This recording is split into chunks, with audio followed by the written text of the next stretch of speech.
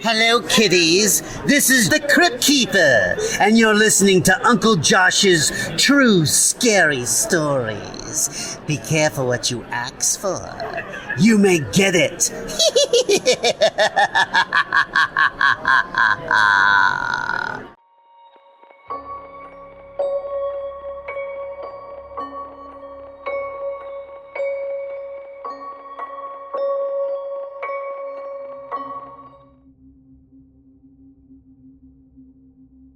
Roadside Echoes by Anita. The story takes place a few years ago when I lived in a rural farming community on the Lake Michigan shoreline. Sometimes when I'm having trouble sleeping, I like to drive around for a little while because it helps relax me.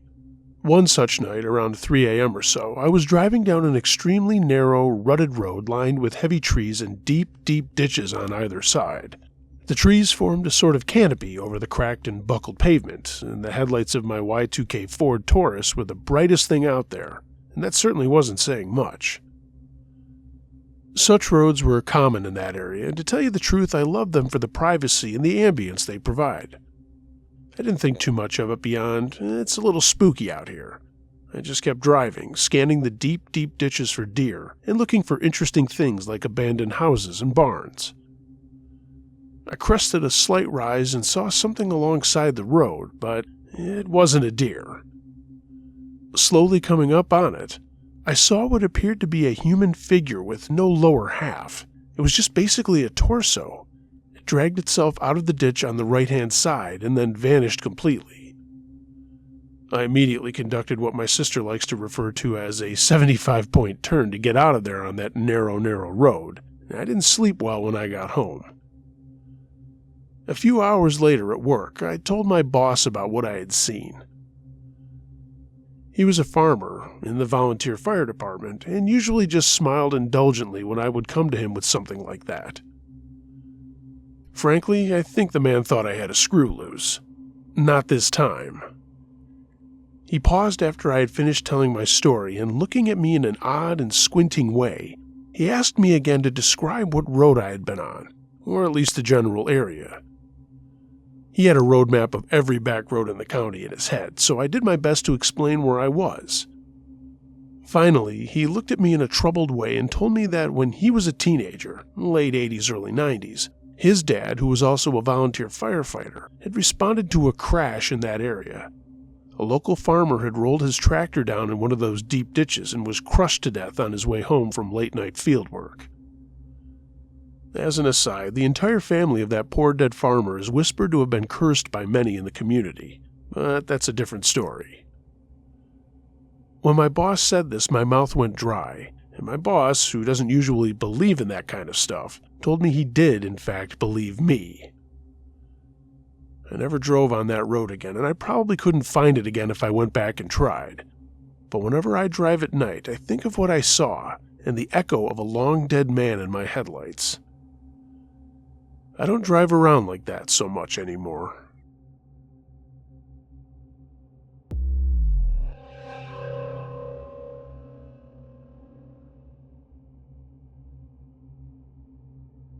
The Encounter by Anonymous. The following took place in Blaine County, Oklahoma, in July of 1972. It happened around Easter time on our homestead, which was out in the middle of nowhere. The nearest neighbor was maybe a mile or mile and a half away. But this happened while we were out in the cotton fields and my sister was back at the farmhouse. It was around Easter and I met with my sister, who was the closest to this creature. Reluctantly, she spoke about it since her husband and kids didn't drive up for Easter with her. She said when she rounded the corner of an old farmhouse, she had come upon a huge creature lying on its back beneath a fruit tree. With one hand it was masturbating similar to a man. With the other hand, it was eating fruit. At first it didn't see her, so she slowly backed away, and she also noticed a shallow depression near to the beast and filled with feces. Within about a minute, the creature got to its feet and confronted her. It used his feet to cover the dirt over the feces, and he was only about 10 feet from her and began trying to communicate. She said the language sounded like crazy Chinese, and at that moment, Its mom walked up behind and pulled the thing toward the field. She said she could barely move because of fear, and she said the face seemed baboon-like because the beast kept stuffing its face full of fruit. It made the mouth region stick out since the animal had big lips and a big mouth. She said the creature looked like a giant, hairy, foreign guy, which made many expressions with its face. She noticed one of its hands was red, and immediately thought maybe ketchup bottle because the contents from an ice chest had been dumped near the fruit tree. The ice chest probably belonged to the cotton choppers from California that were frequently there. She said after the creature tried to communicate and failed, it saw us in the cotton field and started walking towards us. She thought the creature kept putting its hand on its genitals, trying to conceal them. She said it seemed very intelligent and not primitive. She reminded me that after the beast ran over the horizon, a couple of Army helicopters flew over that same area very low. They would have had to have seen the beast. We all agreed on that. In '93, we left the old farmhouse southeast of there. Since then, it has been vandalized and ruined, and lots of creepy things have happened there. That's why we moved. Whole flocks of chickens and geese would get their necks slashed at night, and their blood sucked out. We did hear that polecats tend to do that, but we're still not sure. Something bit huge chunks of flesh out of our dogs and chickens, and we thought maybe that was coyotes. Our fruit and vegetables would be missing overnight from the garden and orchard. And you should camp out in the vicinity of where we lived. I swear you will hear and see things quite unbelievable. Our relatives got so upset about where we lived, they all refused to visit us. My dad, a World War II veteran, left before my mom and my brother did. The place scared the hell out of him, and he was a man who generally feared nothing. Finally, the rest of us moved because we finally got weak from the years of sleepless nights. And for a time, I blamed the neighbors of playing pranks or something. But for 16 years, I never saw one of them on our place.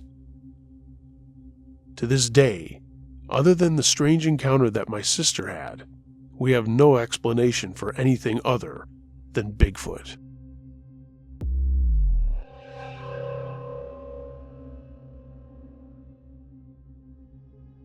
Noises by Dear Volume. Hey everybody, I know this story is relatively anticlimactic, but I still think about it all the time and it has completely changed my view of remote camping. Anyway, give it a listen if you'd like. Some context. In the late summer or early fall of 2022, my partner and I went on a bike trip. Bicycles, not motorcycles. We're not that cool. It was through the Olympic Peninsula in the Pacific Northwest. We're from Canada and had never been there before, so had no expectations in terms of the remoteness of our destinations. We planned 2 nights in the Elwha Forest at the Olympic Hot Springs, and due to a recent washout of the road which leads to those hot springs, the area seemed to be mostly used for hikers and occasional cyclists. Although I will say it was not exactly easy to bike to, with a lot of hike-a-bikes on single-track loose rock trails, which when your bikes weigh 50 pounds with camping gear, isn't that easy. Anyway, once you traverse the washed-out road area to get back onto a main road up to the hot springs, it's about a 20-kilometer trip up a little mountain, and some more technical hike-a-bike over a washed-out bridge, then the destination, a backcountry campsite. From the start of the park, it was about a 4-hour, 20-kilometer trip uphill by bike. The campsite had a pit toilet and no running water but a river nearby, and some convenient bear stashes to string your food up away from wildlife.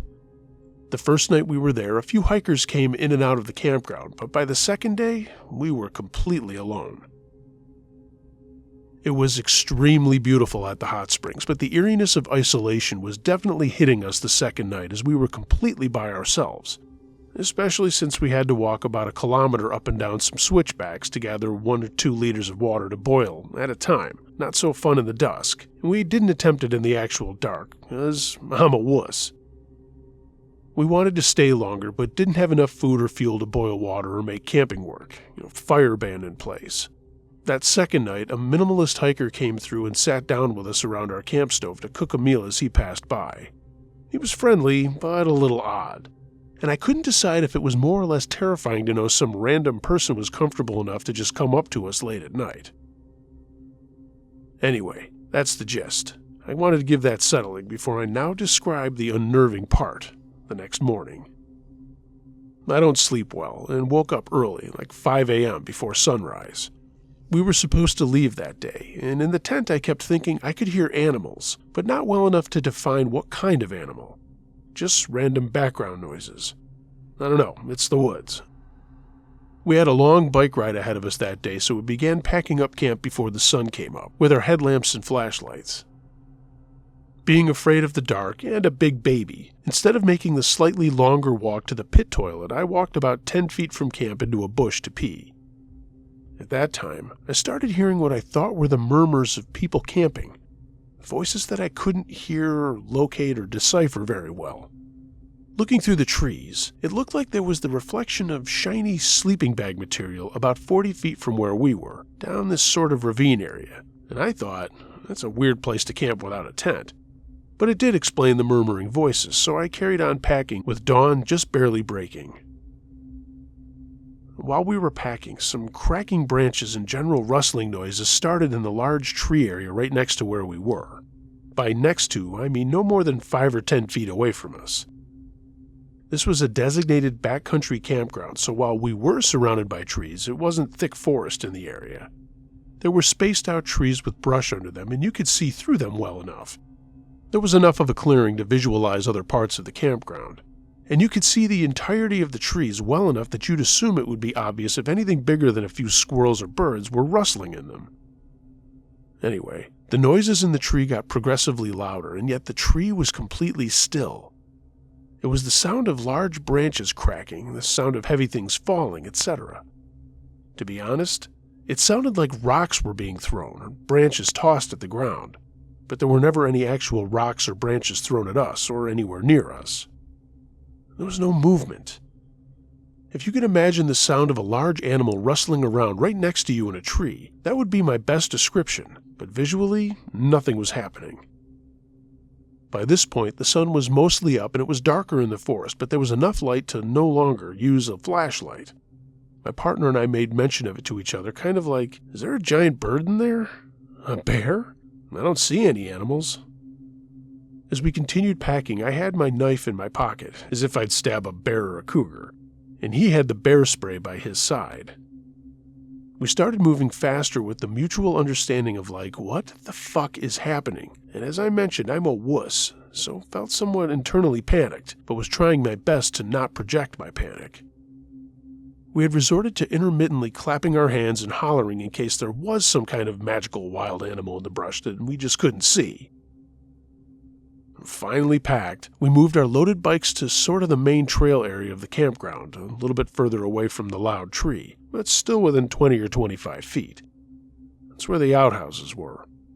It was at that point I realized that what I thought earlier in the darkish dawn were people sleeping with reflective sleeping bags in the open was actually the reflective aluminum of some water drains sort of in a ravine area by the main trailhead. There were no people. We were still completely alone.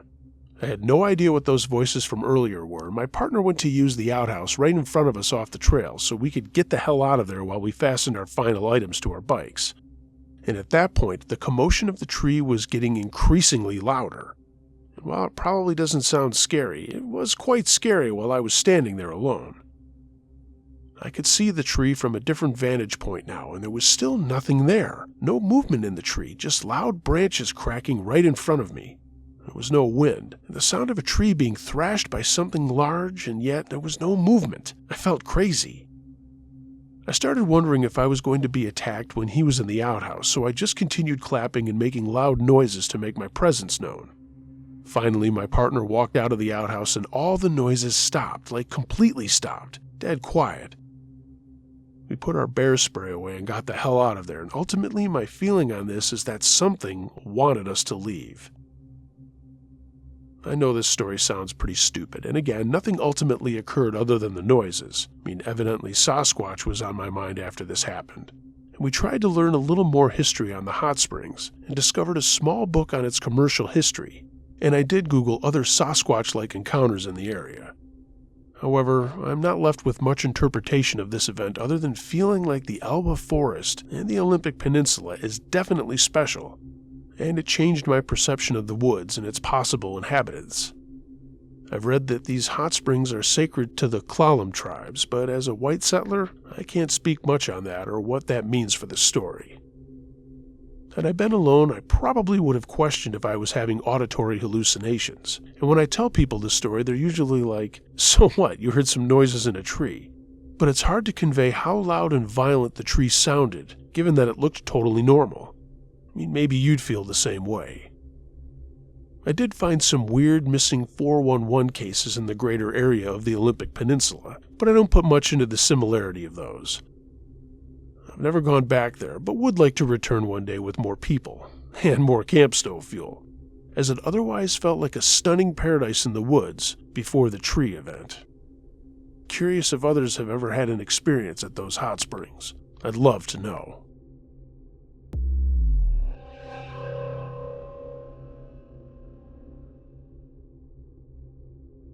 Down the River by Bigfoot Watches You. Around 8 or 9 years ago, on a cold, drizzling, foggy morning in February, my wife and I went trout fishing along the river. There was a bridge over the river, but being in the early morning, it wasn't getting much traffic. Only a few vehicles here and there went by, and no one else was at the pull-off. I was probably 300 yards upstream from the bridge, and my wife was another 80 yards up from me. We were both wearing lacrosse boots and wading in the river. And out of nowhere, these two townies that looked disheveled and dishonest came up behind me. One of them said, "Hey man, if the cops come, we're just with you watching you fish. They're always after me and I don't have a driver's license." I said, "Yeah, the cops can be like that sometimes, especially the ones around here." Then I just proceeded to cast my fly a few more times and slowly eased my way towards my wife. The guy that said he didn't have a license went back under the bridge and the other started going up behind my wife. And hell no. I bebopped over and said the fishing sucks. I know a better spot to try. Let's go. At that point, I noticed the guy under the bridge on his phone and the guy that came up behind my wife also on his phone, but not saying anything. And I decided pretty quick that they were on the phone with one another. My wife just said, "Yeah, let's try that other spot," and we started heading back towards the path to the pull-off by the bridge. While walking, this guy decided to follow as he left the phone still on his ear. I saw him out of the corner of my eye bend over and pick up a rather large rock, and I decided then and there that if he raised that rock over his head behind me, I was going to whip him across the mouth as hard as I could with that fly rod as I drew my pistol from concealment. And after that was handled, I would go over and take care of the one under the bridge. While my brain formulated that plan, my wife in front of me stopped and picked up a big green beaver stick and loudly proclaimed, "This would be a perfect stick to bust someone over the head." Anyway, we ended up making it to the truck without incident, and I made sure to spool that turbo and let that straight pipe diesel eat pulling out of there, just in case there really was a cop nearby. And I did call the local police department to go check those guys out. I'm not sure of their exact intentions, but I felt their story was bogus, and they have no idea how close they came to being like Wilson and his brother in the Chris Knight song Down the River. I've had some really strange encounters out in the wild, some scary encounters, a sighting, etc. But man has always been the most dangerous, scary thing I've encountered out there.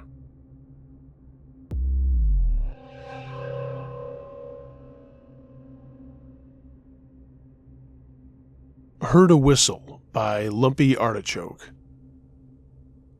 Last night my boyfriend and I were headed home and got a flat tire. It was around midnight and we were on a highway, so we immediately got off and exit in the middle of nowhere, and he got to changing the tire. It was dark and the only light we had were the headlights and our phone. I was very paranoid and I kept telling my boyfriend that I heard things and I felt weird because it was so lonely. But we shook it off with me just being paranoid. The whole time we were there, I felt so paranoid and anxious, but my boyfriend was trying to calm me down so he could just change the tire and we could leave.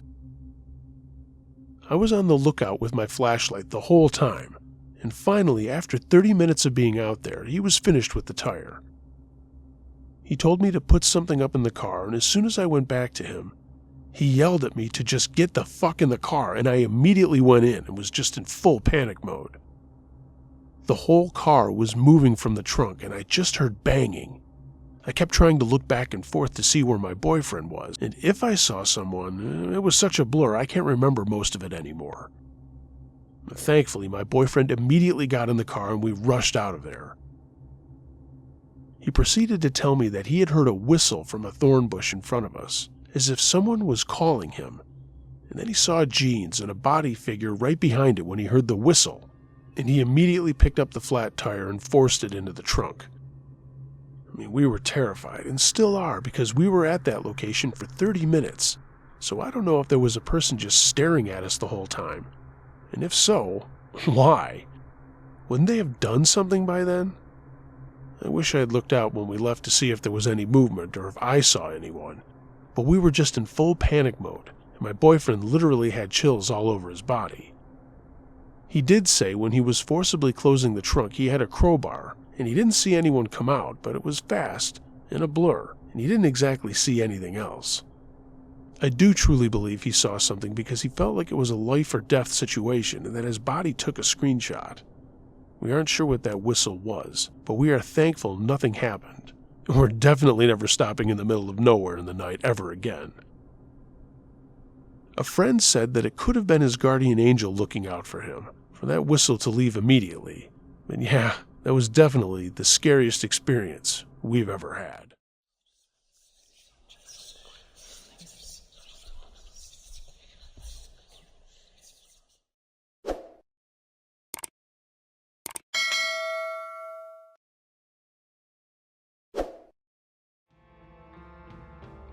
Hey gang, thanks for listening to this episode. If you have a true scary story of any nature that you'd like me to narrate, email it to UncleJoshTrueScaryStories@gmail.com. I read them all. If you're catching this episode on YouTube and you like what you've heard and seen, why don't you give it a thumbs up, leave a comment below, I'd love to know what you thought of the stories, and become a subscriber if you're not already one. Maybe even tell a friend about the channel. I'd appreciate all of that stuff. If you'd like to take your support of what I'm doing a step further, find a link to my Patreon page in the description, and consider purchasing some Uncle Josh and Campfire Crew merchandise. There's a link to my TeePublic storefront down there, and not all the designs are of the paranormal, the weird, and the strange. Go check it out, more designs are on the way. And also be on the lookout for a new Dasher store. It's a subsidiary of TeePublic. Everyone, be excellent to each other, and until next time, be wary of things that go bump in the night. It could be anything. A ghost, a monster, or the guy next door.